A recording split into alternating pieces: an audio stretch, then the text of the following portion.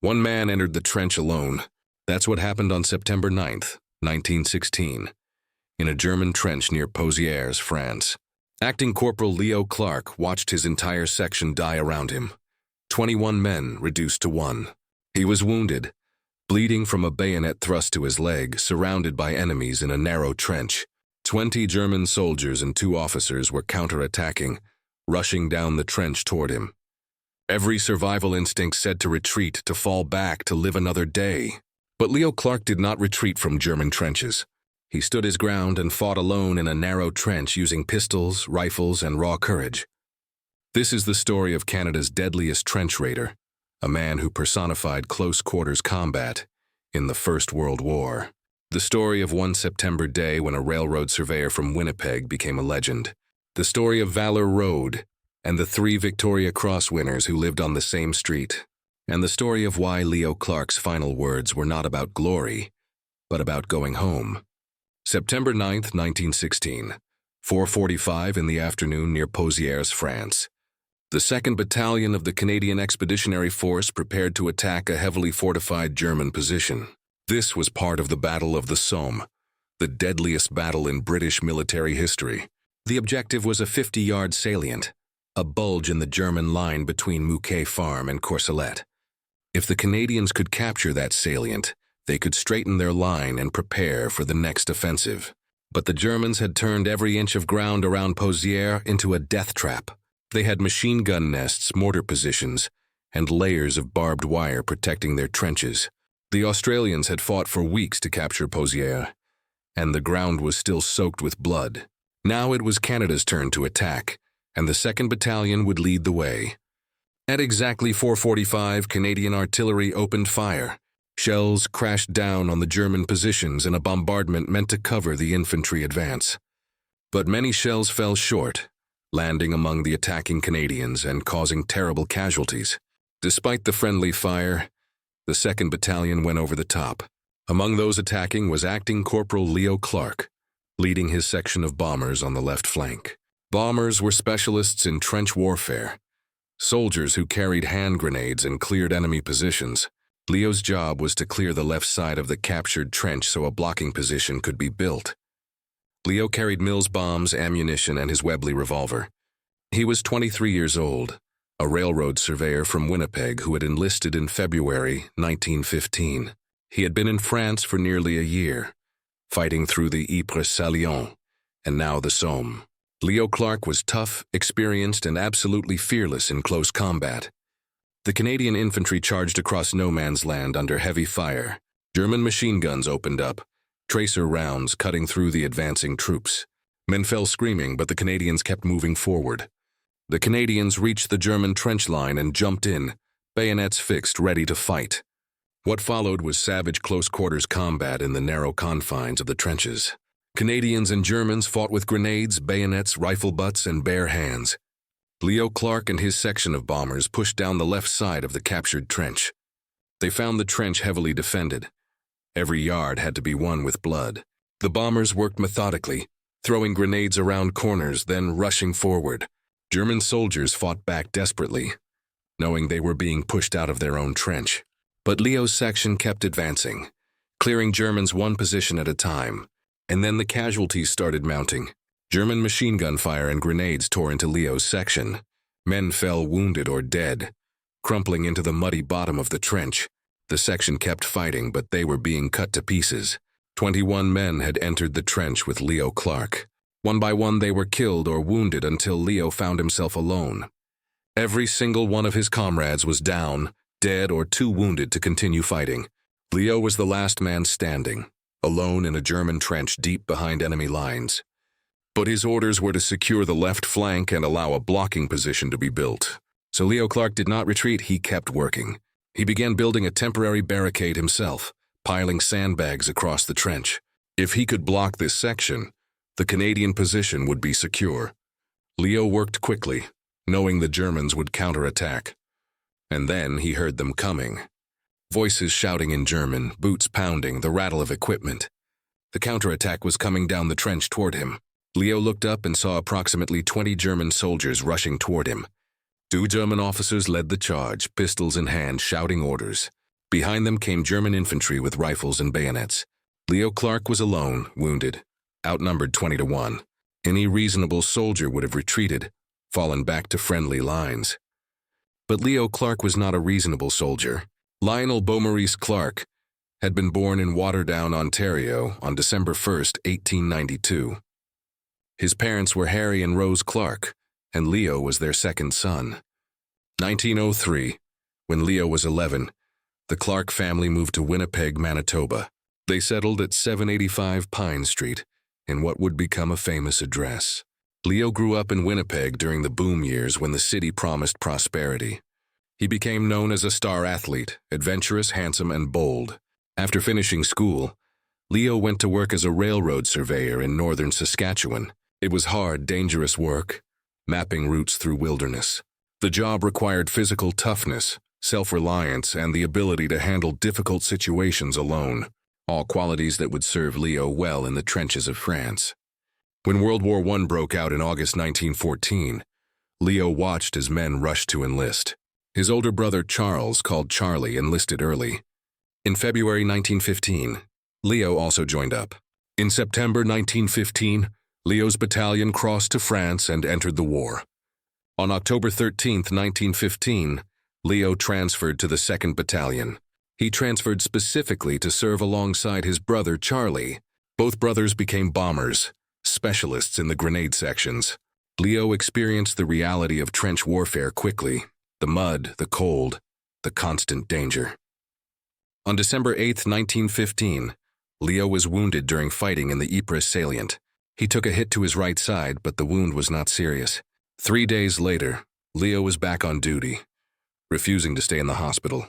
Through 1916, Leo participated in trench raids and patrols. He developed a reputation as an excellent bomber and sniper, deadly in close combat. His skills earned him promotion to corporal, though it was an acting rank. By September 1916, the 2nd Battalion had been transferred to the Somme. The Battle of the Somme had been raging since July 1st, and casualties were astronomical. Leo Clarke had become a hardened veteran. He knew what trench warfare demanded: courage, ruthlessness, and the will to keep fighting.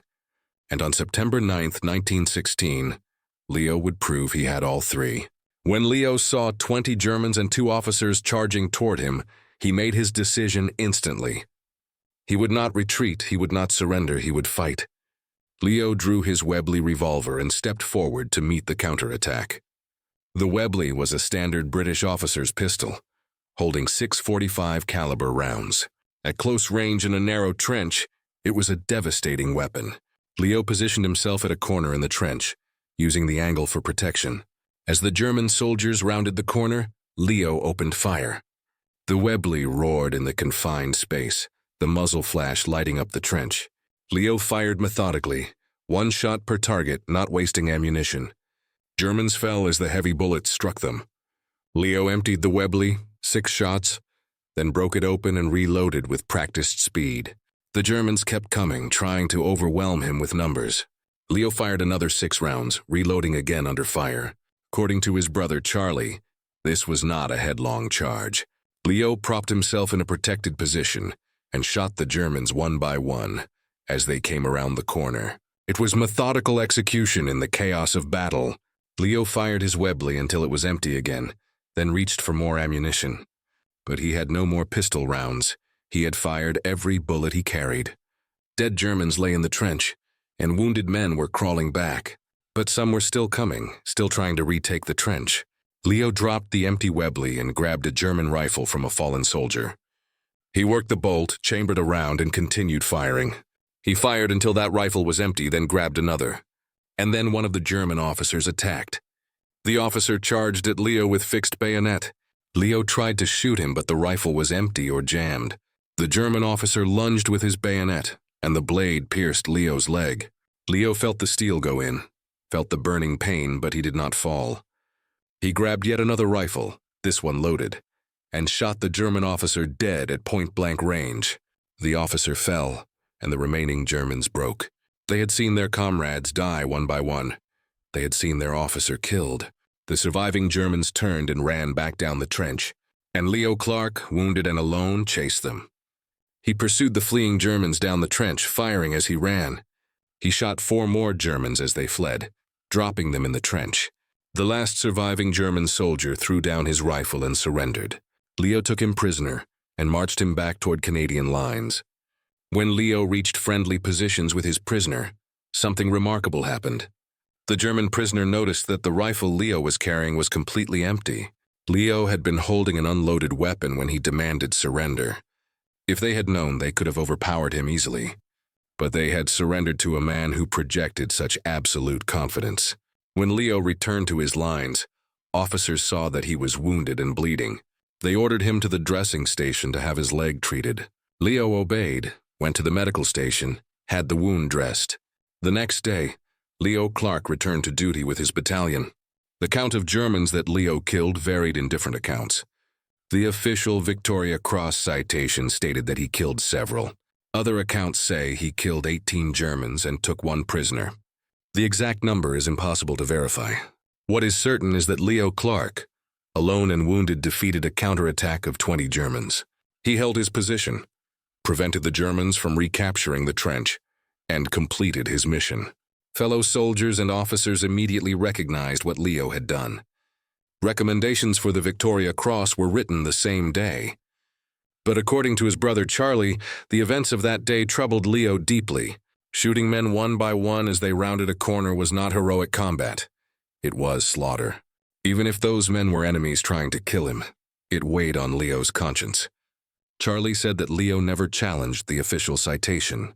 The citation made it sound like a bold advance, a heroic charge. The reality was grimmer, more calculated. Leo's lack of enthusiasm for the Victoria Cross came from knowing what he had really done. He had done his duty. He had held the position, but the memory haunted him.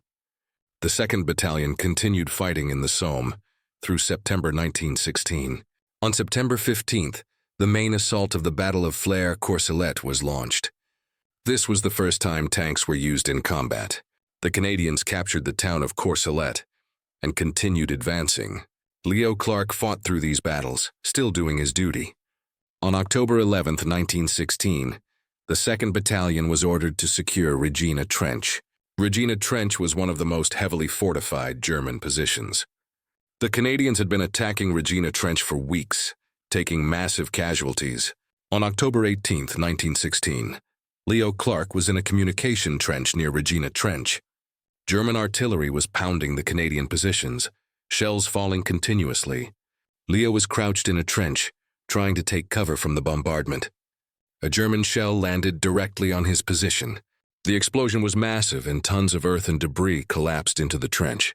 Leo Clarke was buried alive. His brother Charlie was nearby and heard the explosion. Charlie rushed to the collapsed trench and began digging with his bare hands. Other soldiers joined him, frantically pulling away dirt and sandbags. They dug desperately, knowing that every second counted. They pulled Leo out, still alive but badly wounded. The shell blast had caused severe internal injuries, and Leo was barely conscious. Medics rushed him to a casualty clearing station, then to a field hospital. Leo Clarke died of his wounds the next day, October 19, 1916. He was 23 years old.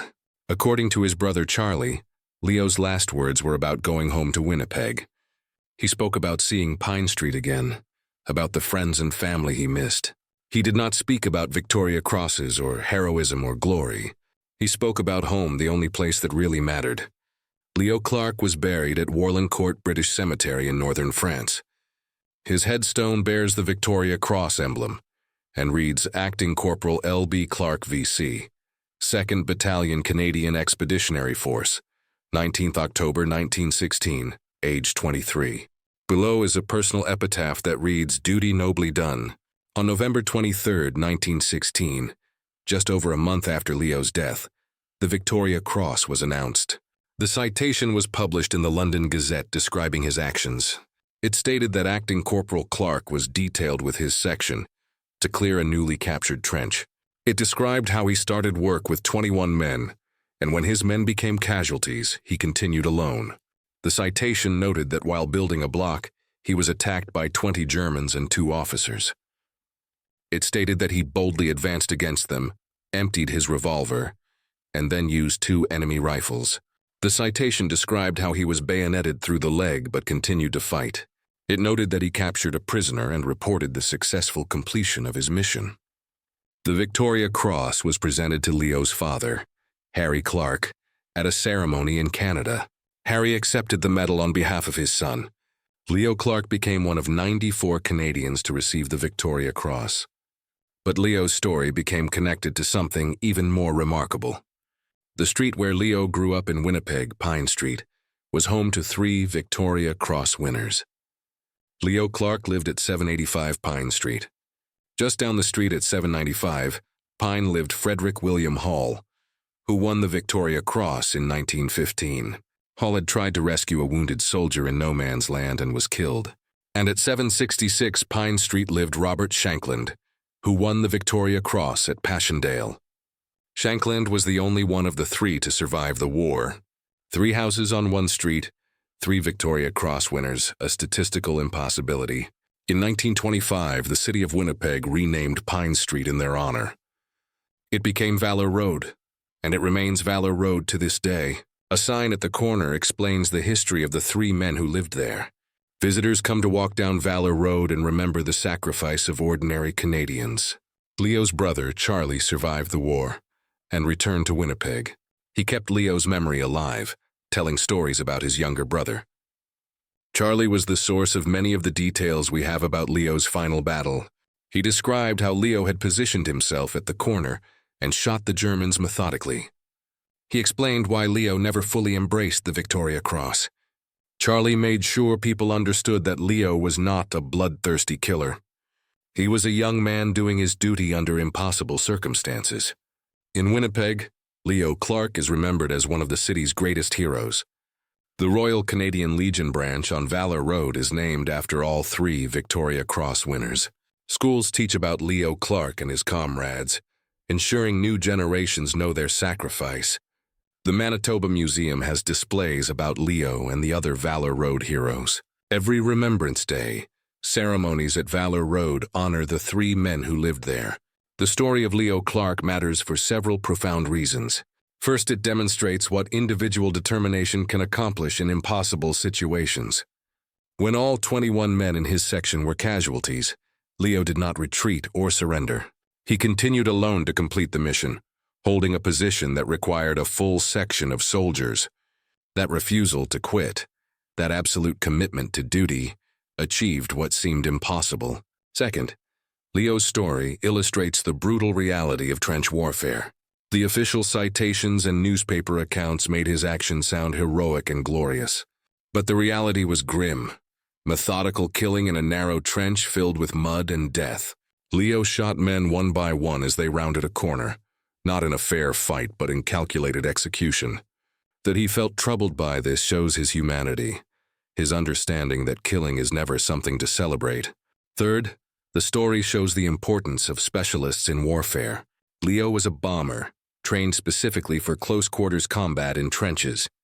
He knew how to use grenades, how to fight in confined spaces, how to handle multiple weapons. That specialized training allowed him to survive and prevail when a regular infantryman might have died. Fourth, Leo's final words about going home remind us what soldiers really fight for.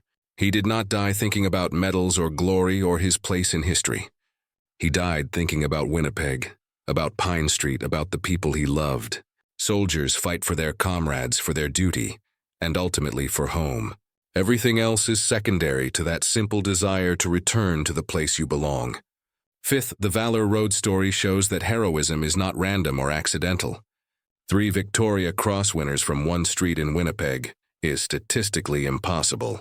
But it happened because those 3 men shared values, shared backgrounds, shared determination. They grew up in the same community, knew the same people, believed in the same ideals. Communities shaped their citizens, and Winnipeg shaped men who would sacrifice everything when duty called. The tactical lessons from Leo's final battle are still studied today. Military academies examine his use of terrain, how he positioned himself at a corner for protection and advantage. They study his weapon transitions, how he moved from pistol to rifles without hesitation. They analyze his refusal to retreat, how maintaining the position prevented a German breakthrough. Modern close-quarters battle training still teaches similar principles. Use terrain for protection, conserve ammunition, maintain fire superiority, never surrender initiative. Leo Clarke demonstrated all these principles in a trench near Pozieres in 1916. That September 9, 1916, Acting Corporal Leo Clarke faced an impossible situation.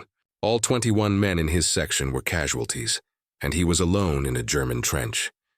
He was wounded from previous fighting, exhausted from combat, and had orders to hold a position.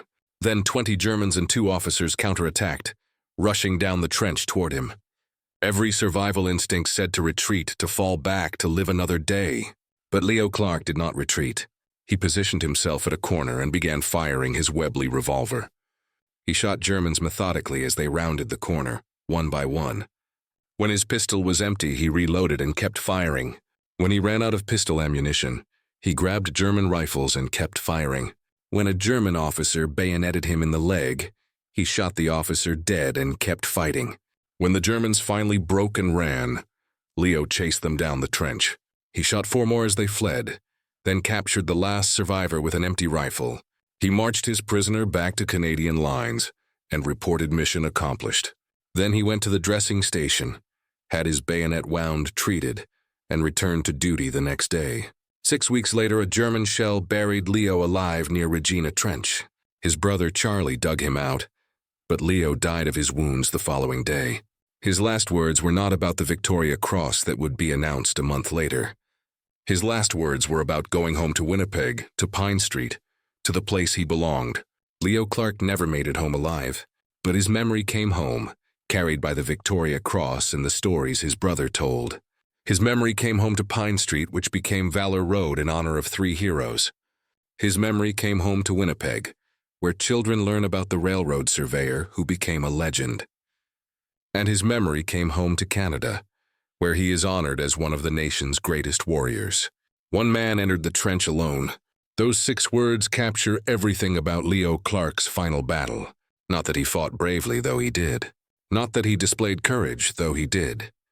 But that when all his comrades were dead or wounded, when he was alone against impossible odds, he entered the trench anyway. He did not retreat, he did not surrender, he did not call for reinforcements. He entered the trench alone and fought 20 Germans by himself, and he won.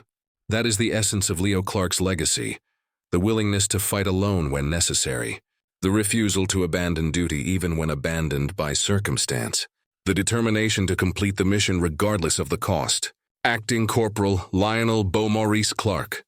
Victoria Cross was 23 years old when he died. He was a railroad surveyor from Winnipeg who became Canada's deadliest trench raider. He was an athlete known for being adventurous, handsome, and bold.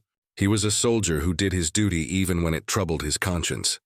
And he was a young man who died thinking of home, not of glory. On Valor Road in Winnipeg, people still walk past the house where Leo Clarke grew up. They stop at the memorial and read about the 3 Victoria Cross winners who lived there. They learn about Frederick Hall, who died trying to save a comrade.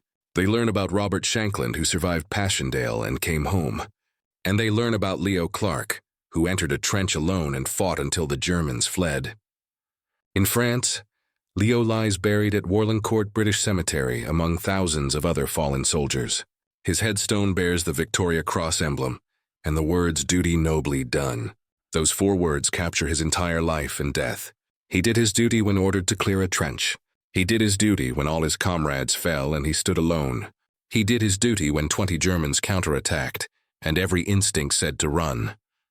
He did his duty nobly, without complaint, without hesitation, without retreat.